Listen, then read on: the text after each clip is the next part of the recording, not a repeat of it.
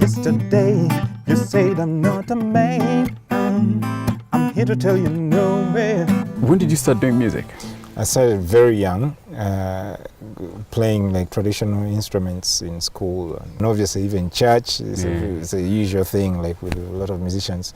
I was in the church choir, and because those were the avenues where you could actually be able to express some music or be able to get involved in it.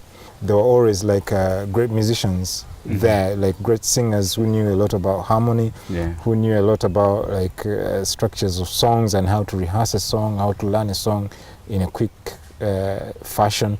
So I learned a lot from those kinds of groups, especially from a choir. You're a self-taught musician. Tell me about the journey and the discipline. At first, the discipline wasn't like by design. It wasn't like something I planned. It was just like the interest was there and extremely strong. Like I used to listen to music very intently.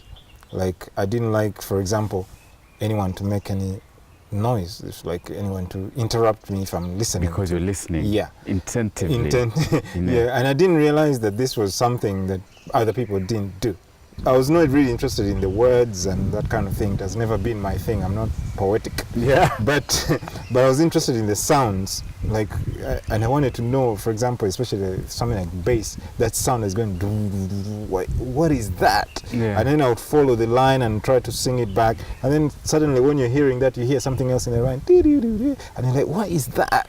I wanted to know, especially when I would hear violins and stuff. That is where the discipline came from, I think, from that need to try and listen and work out things inside the song.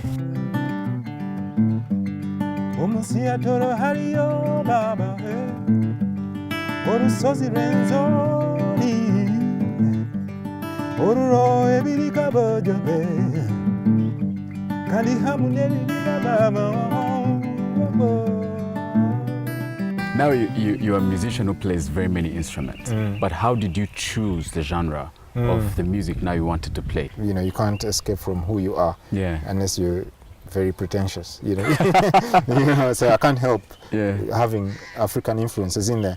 But essentially I'm playing funk and jazz and blues. But that came from when I moved from this country and went to UK. The sounds of the streets were very different from here in Kampala. In London, the sounds were more acute to my ear because they were new. That alone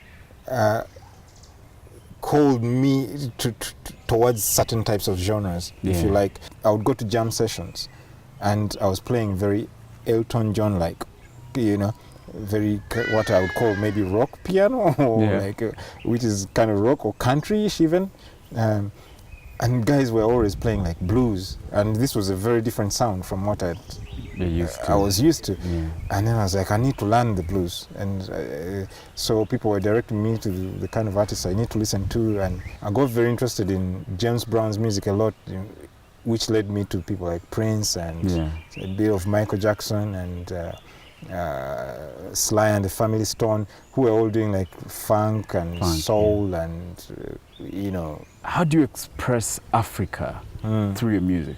There's a style of music here called kadongokamu, where they use guitar and they sing traditionally, and but they're playing the guitar a little bit like a lyre. There's a guy called Bernard Kavanda who was touring. He was a kadongokamu musician who had been on the Real World label, and I went to see his show simply because he was Ugandan. I was like, let me go and check out this guy. And then I found a new depth to this music. I was like, this is deep. It's like, it's heavy. And I also very intrigued that he played the whole show with just his guitar, but in a very simplistic. It wasn't like changing many chords, but the rhythms were changing a lot. Like if you listen, they were very intrinsic, and so I got very interested in that, and I started practicing that on guitar. So those rhythms started to come into my music. I started now to deliberately use them. I wouldn't say I was doing African music. It was still funk, but now there was a deliberate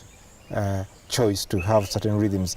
If someone said, how is Africa today? You know, many people ask, how is Africa? What would be your answer? I find that Africa is very progressive. Yes. It's the place right now where things can happen. Since I'm able to move a lot, I can actually stay somewhere else. Yeah. But I find that it's important to be here right now.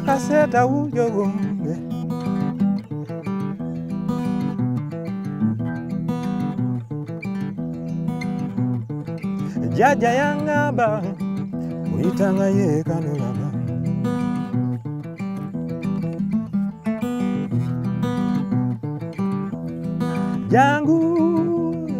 jangu tulime pojope jangu mama be jangu tulime pojope jangu bebe be jangu tulime pojope